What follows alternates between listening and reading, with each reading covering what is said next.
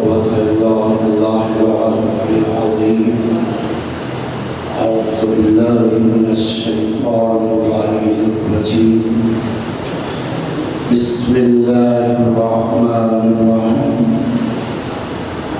الحمد لله رب العالمين، والصلاة والسلام على سيد الأنبياء والمرسلين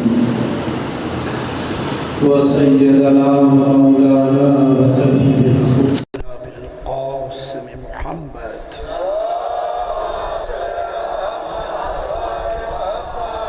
وعلى آله الطيبين الطاهرين المعصومين المنتجبين،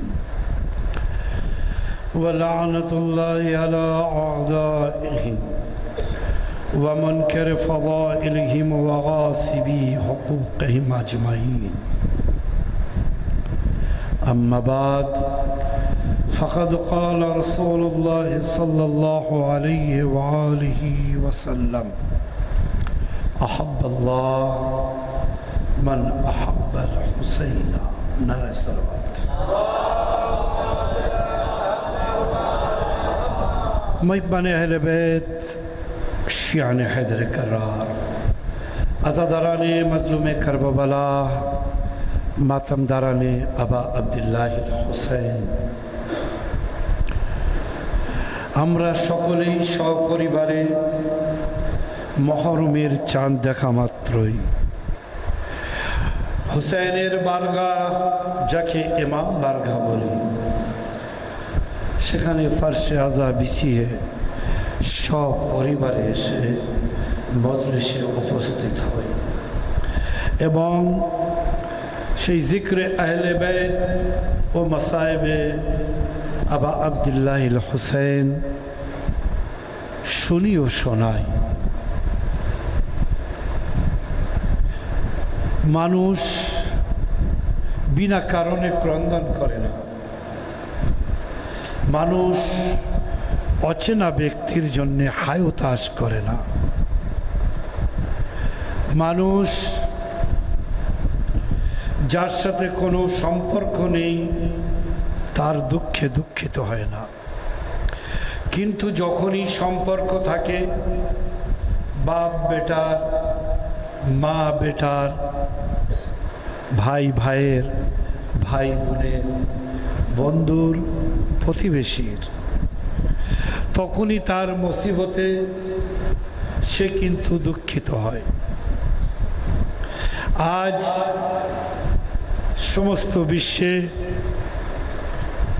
সব প্রকারের ব্যক্তি, यानी মুসলমান মসজিদে যায় ইবাদত করতে,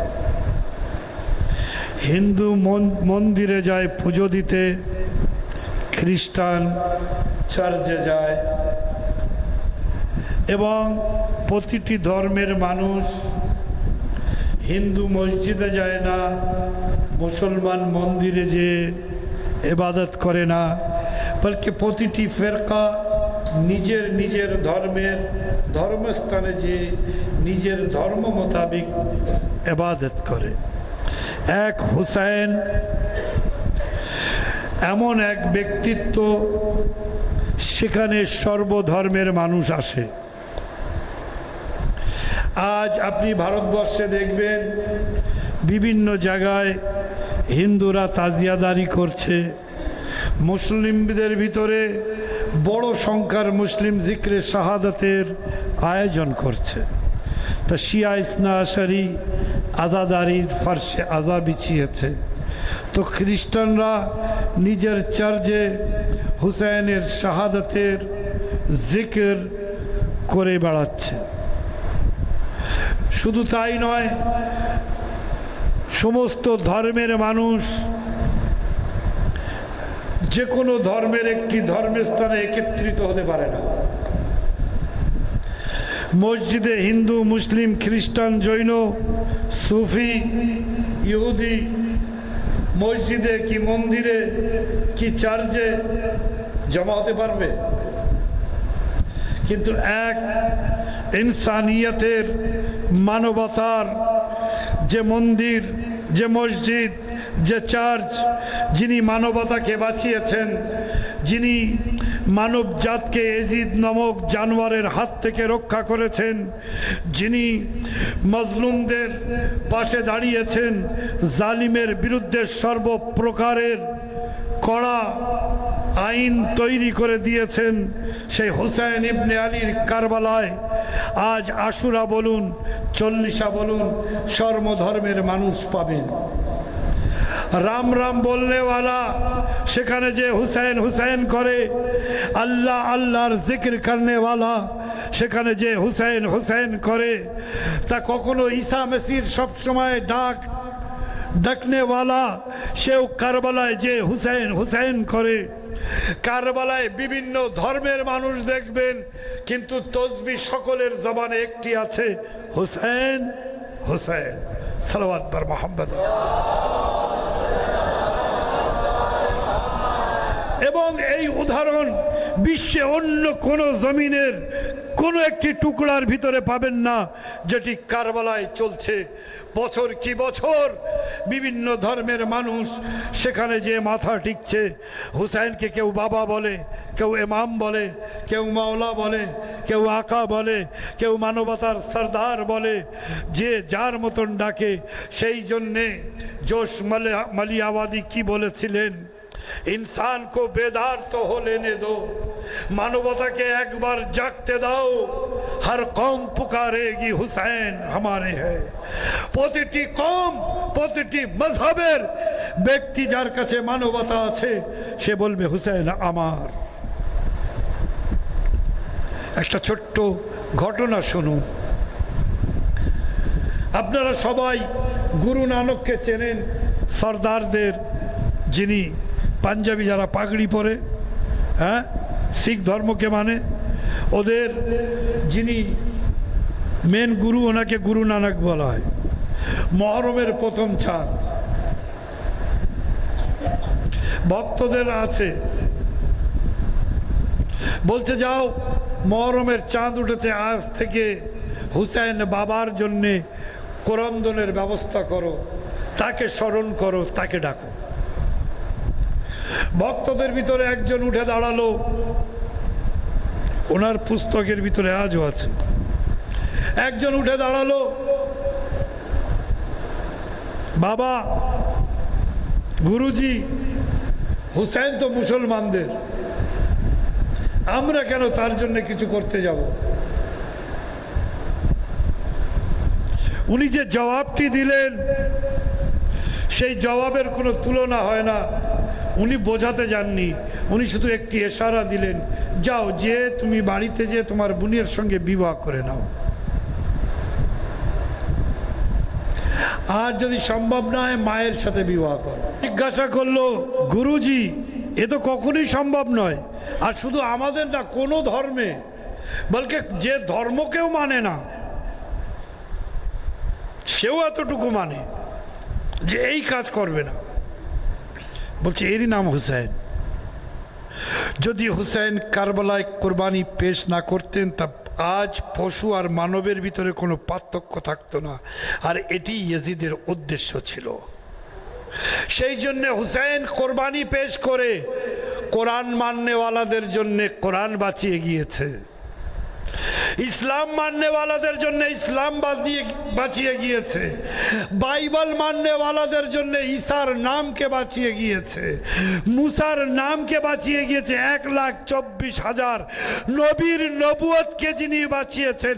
এবং যত বিশ্বে ধর্ম চলছে, সমস্ত ধর্মের উপরে হুসাইনের এহসান আছে। কেননা ইয়াজিদ না কোনো ধর্ম মানত, না মানবতাকে মানত। সালাওয়াত বার মুহাম্মদ।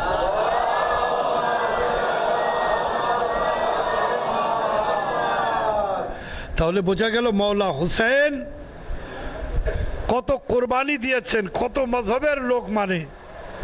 তাহলে আমাদের কত দায়িত্ব আছে এখানে, আমাদের কত এই জিনিসে এগিয়ে যেতে হবে, সেটা আমাদের বোঝার প্রয়োজন আছে। আর নইলে যাদের কাছে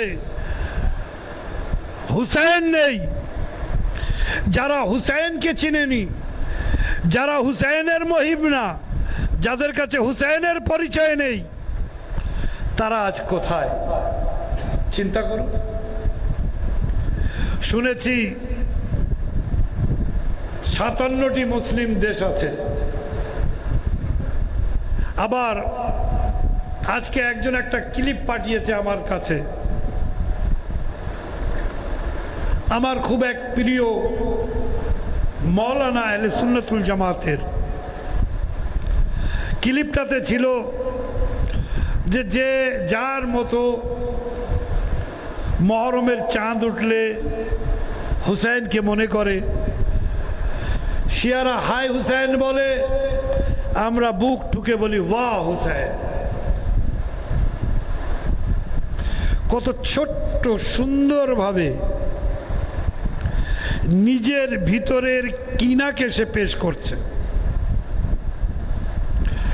সেই ক্লিপের পরে সেই ভাইকে জবাব দিলাম, হাই হুসেন আর ওয়াহ হুসেনের মধ্যে পার্থক্য কিছু জানো ভাই? বলছি বা আমরা হুসেন কোরবানি পেশ করেছে সেই জন্য ওয়াহ হুসেন বলছি। আচ্ছা, তোমার বাপের জানাজায় যে যদি বলি বাহ তোমার বাপ মরে গেছে, তোমার বাড়িতে যদি লুটপাট হয় আমি যে যদি বলি বাহ লুটপাট হয়ে গিয়েছে, তোমার পরিবারকে বন্দি বানিয়ে চাদর মাথা থেকে নামিয়ে নিয়ে দিয়ারে দিয়ারে বাজারে বাজারে ঘোরানো হয়েছে, আমি যদি বলি বাহ,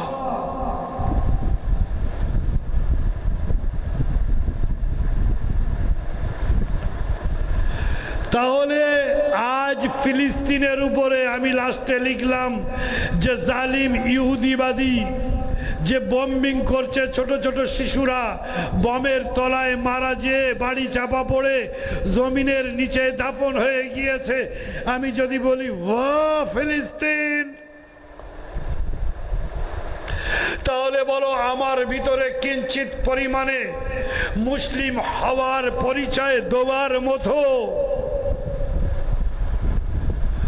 হ্যাঁ কি ইমানের কোন এক জাররা বালুর মতো ইমানের জ্যোতি আছে যে একদিকে জুলুম হবে আমি বলবো বাহ, সঙ্গে সঙ্গে মেসেজ ডিলিট করে, তাহলে বোঝা যায় কত সুন্দরভাবে করে। আজকাল আমার অনেক যুবকেরা, আমার অনেক দোকানদার ভাইরা একটি কথা কয় বছর ধরে শুনি, আমি তো দোকানে বসে মজলিস শুনছি, বলে কি বলে না? অনেক যুবকেরা বলে আমার মোবাইলে 5G মারা আছে, আমি বাড়িতে বসে বসে মজলিস অনলাইন শুনছি। আজিজ ও ফারশে আজা আর দোকানে বসে শোনা, অনলাইন শোনার ভিতরে আকাশ পাতাল তফাৎ। কেননা মজলিসে ফাতেমা আসে, অনলাইনে বাড়িতে যায় না, দোকানে যে তোমার পাশে বসে এই মাইক দিয়ে মজলিস শোনে না। ফাতেমা ও পঞ্চতন মজলিসে এসে বসে, তুমি কোথার পণ্ডিত হলে যে ওনাদের চাইতে তুমি বুদ্ধিমান, যে দোকানে বসে তুমি ধর্ম করছো, তুমি অনলাইন ধর্ম করছো, যেটি অ্যাটেন্ড করা সম্ভব সেটিও করছো না। সালাওয়াত বার মুহাম্মদ।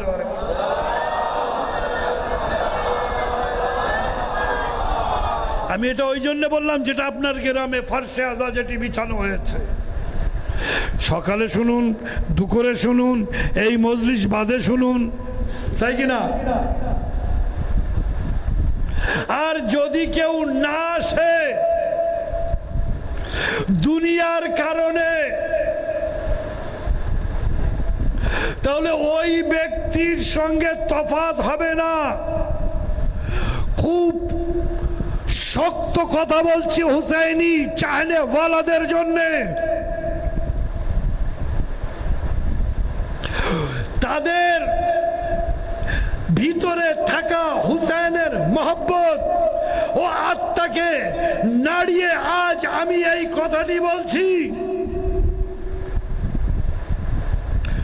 যে বহুত কাজের জন্য দুনিয়ার বহুত লোক 61 হিজরিতে কারবালায় উপস্থিত হতে পারে।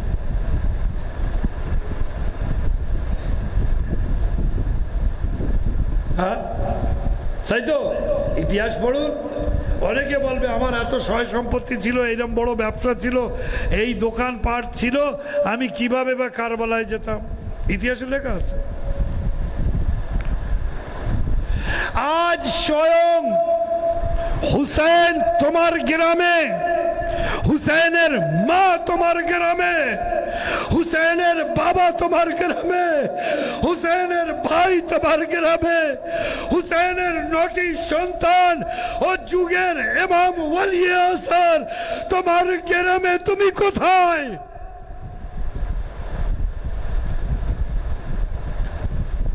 তোমার স্থান কোথায়? তুমি সেই জলসায় নেই কেন? তুমি সেই ফারসে আজায় পৌঁছাতে পারোনি কেন? আয়াকে ইয়াকিনে কমি আছে না? তোমার মা ইমানদারির সঙ্গে প্রতিটি হুসাইনিকে হুসাইনের মোহব্বত দিয়ে গিয়েছে, সে খায়ানত করেনি। খায়ানত যদি করে থাকো তুমি নিজে করেছো, আর সেই খায়ানতটি সর্বপ্রথম তোমার ইনকামের মাধ্যমে, দ্বিতীয় তোমার খাদ্যর মাধ্যমে তুমি নিজে করেছো। হয় ইনকাম সৎ তরিকায় করোনি, না হলে খাদ্য হালাল তোমার জোটেনি, সেই জন্যে ফারসে আজায় পৌঁছবার তোমার নসিব হয়নি। কেন? হুসাইন ইবনে আলী কারবালায় শেষ খুতবা, নিজের শাহাদাতের আগে ইয়াজিদি সেনাকে মুখাতিব করে বলেছিলেন। খুতবা দেওয়ার পরে যখন কোনো পরিবর্তন দেখলেন না হুসাইন, তখন হুসাইন কি কথা বললেন? আমার কথার আসর তোমাদের উপরে এই জন্যে হচ্ছে না, তোমরা জলজন্ত হককে বুঝতে এই জন্যে পারছো না, তোমরা হকের সাথ এই জন্যে দিতে পারছো না। মুলিয়াত বুতুনকুম মিন আমওয়ালিল হারাম, তোমাদের পেট হারাম খাদ্যে ভরে গিয়েছে। এ তোমার মাওলার কথা, মাওলার কথা মিথ্যা হয় না। সেই জন্যে আজিজ ও জওয়ানও সেই দিকে লক্ষ্য দাও। আলহামদুলিল্লাহ, শাকচুরায় গতকাল থেকে আজাদারদের হজুম লেবাসে আজায় ইমাম বারগায় ভরে গিয়েছে। বিবির রহমত হোক তোমাদের উপরে, বিবির করম হোক তোমাদের উপরে, সালাম হোক তোমাদের মায়েদের জন্যে। কেননা তোমাদেরকে নিয়েই তো হুসাইনের গর্ব, তোমরাই তো হুসাইনের ইজ্জত আছো। কিন্তু আগামীকাল কিন্তু পরিবর্তনের দিন। চাঁদ ওঠার পরেই মুসিবত তো 28 রজব থেকে শুরু, কারবালার মুসলিমের শাহাদাত। কিন্তু আগামীকাল খুব গুরুত্বপূর্ণ একটি দিন।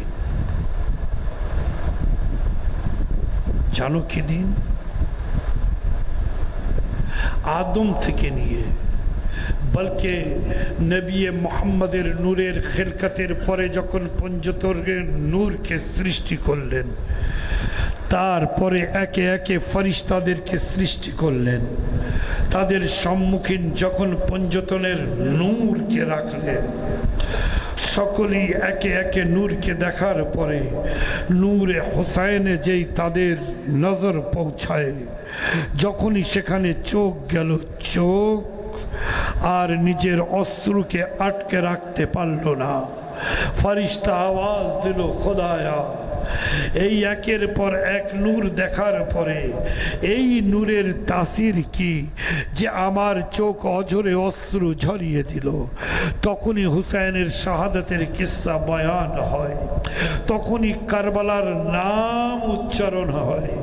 সেই কারবালা, তারপরে আদমের সৃষ্টি, তারপরে একের পর 1,24,000 নবীকে পাঠাবার পরে হাজার হাজার শত শত বছর কেটে যায়, আগামী কাল সেই কারবালায় কারবালার সম্রাট, কারবালার শহীদ, কারবালার মজলুম, কারবালার গরিব, কারবালার পিপাসিত, যার শাহাদাতের কথায় কখনো আদম কেঁদেছে, কখনো মা হাওয়া ছাতি পিটেছেন, কখনো নূহ ক্রন্দনে ভেঙে পড়েছেন, যে নবীর নামই নূহ পড়ে গেল, ইয়ানি ক্রন্দন করনে ওয়ালা। একের পর এক যে হুসেনের শাহাদাতের উপরে ক্রন্দন করতে করতে হুসেনের বেলাদতের দিন আসে, ফেরেশতারা জমিনে আসে, কারবালার মজলুম জমিনে এসেছে, নূরের লেবাস ছেড়ে বশরি লেবাস শাহাদাতের ড্রেসে এসেছে। তখনই অভিনন্দনের পাশে পাশে জিবরাইলে এসে যখন জিক্রে শাহাদাতে হুসেন বয়ান করে, যাদের মুখে ছিল হাসি, যাদের মুখে ছিল খুশি, আনন্দর নূর, তারা অঝরে নবীকে কাঁদতে দেখে কাঁদতে বসে।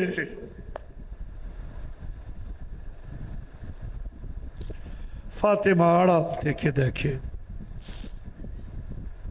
বাবাকে পেগাম পাঠালেন হুসেন নবীর কোলে। নবী আসলেন, বেটি কেন ডাকলে? বাবা, কোনোদিন এমন অবস্থায় তোমাকে দেখিনি। বেটা হাসান যখন এসেছিল তুমি খুশি ছিলে, কিছুক্ষণ আগ পর্যন্ত তুমি খুশি ছিলে। কি এমন রহস্য, কি এমন রাজ আছে যে তুমি এইভাবে ক্রন্দন করলে?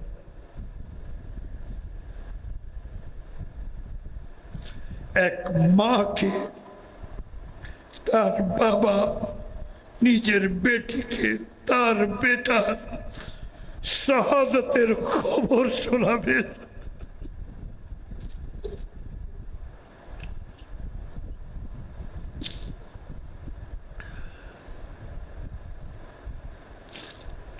আলীকে ডাকলেন, আলী তুমি আমার পাশে এসো। নবী একা বয়ান করতে পারবেন না, আলী পাশে আসলেন। নবী বললেন, আলী একটু বতুলকে সামলাবে, আমার বেটিকে সামলাবে, হাসানকে ওর কাছে দাও। হাসান মায়ের কাছে, আলী ফাতেমার বাজু ধরে আছে। রসুল একবার হুসেনের শাহাদাতকে বয়ান করলেন। এ সাবেরা মা শুধু একটি প্রশ্ন করলেন, বাবা যখন এই মুসিবত হবে, আমার বেটা মজলুমিয়তের শহীদ কারবালায় শহীদ হবে, আপনি থাকবেন না? বেটি আলী কি থাকবে তখন? না। আমার এই লাল হাসান। নবী আর আগে না যে বললেন, বেটি না আমি থাকবো না, আলী না হাসান না তুমি, কেউ থাকবে না, বলকে এর এক যুবক বেটা থাকবে, 4 বছরের মেয়ে থাকবে, আর তোমার বেটি জায়নাব থাকবে। কিন্তু কান্নার অনুমতি দেবে না জালেম। জায়রা বললেন, বাবা আমার লালের চললে তাহলে কারা কাঁদবে? এসিও, তোমার জন্ম হয়েছে হায় হুসেন বলে কান্নার জন্য।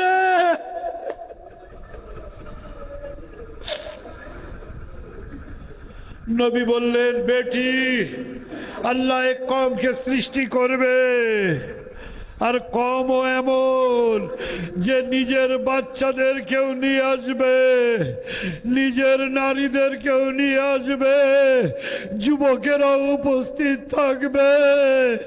তো ভাঙা কোমর নিয়ে মুরব্বীরাও আসবে, জওয়ান থাক সুস্থ থাক বিমার থাক, কেউ বাড়িতে বসে থাকতে পারবে না। এই কবের প্রতিটি ব্যক্তি তোমার লালের মুসিবত শুনতে আসবে, সকলেই কাঁদবে তোমার লালের জন্য। একবার বললেন, বাবা একটি ওয়াদা করো তাহলে। এ বেটি কি ওয়াদা করতে হবে?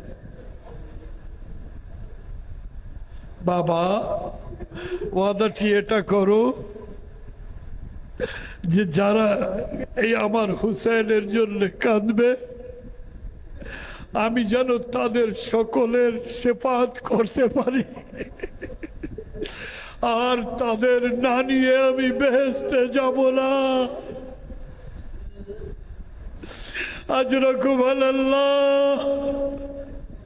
সাদিকে আলে মোহাম্মদ বলে, যখন একটি হুসাইনের উপরে ক্রন্দনকারী নিজেরা বলে গোনার জন্য জাহান্নাম তার নিশ্চিত হবে, তখন তাকে যে জিনিস জাহান্নামের আগুন থেকে বাঁচাবে সেটি আমার যাদের উপরে ক্রন্দন করা, আর তার সেফাত আমার দাদি করবে। আজরকুম আল্লাহ। আজাদারো, আমি যেটি বলছিলাম, আগামীকাল মুহররমের এই 10 দিনের ভিতরে প্রথম যে মুসিবতের দিনটি আসছে, পরস্পর বাড়তে থাকবে, সেটি হচ্ছে আমার হুসেন কারবালায় পৌঁছে যাবে।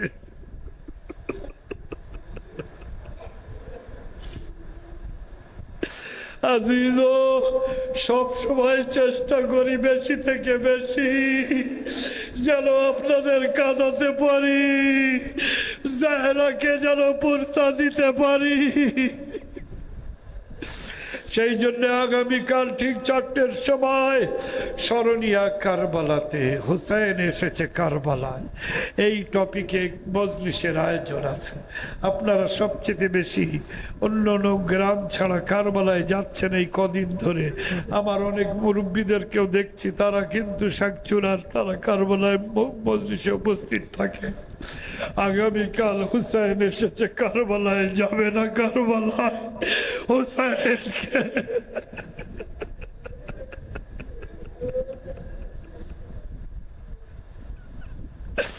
কেননা যে কারবালায় আসার পরে সবসময় ইয়াজিদি সেনারাই এসেছে, আর জাইনব জিজ্ঞাসা করতেন, ভাই তোমার কি কেউ নেই?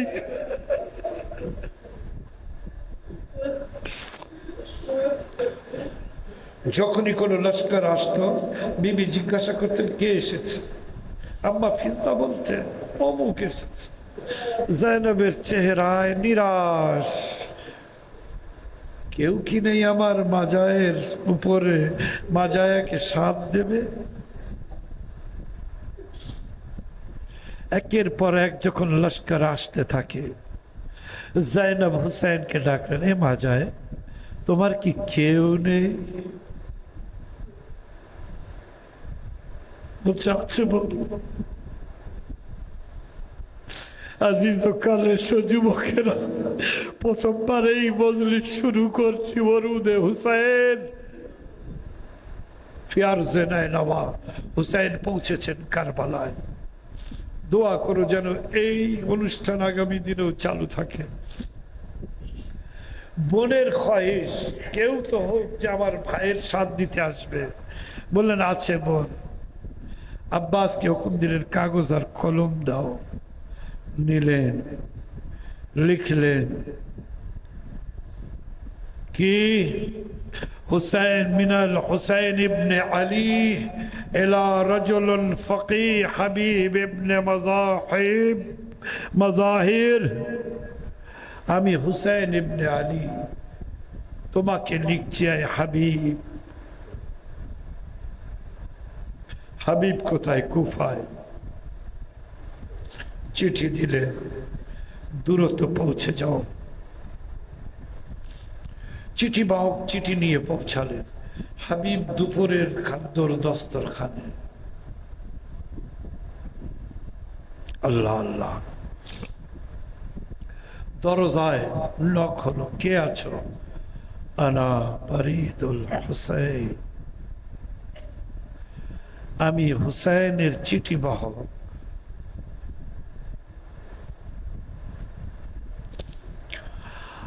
হাবিব দৌড়ে গেলেন দরজায়, চিঠি নিলেন, চুম্বন দিলেন, চোখে লাগালেন, মাথায় রাখলেন।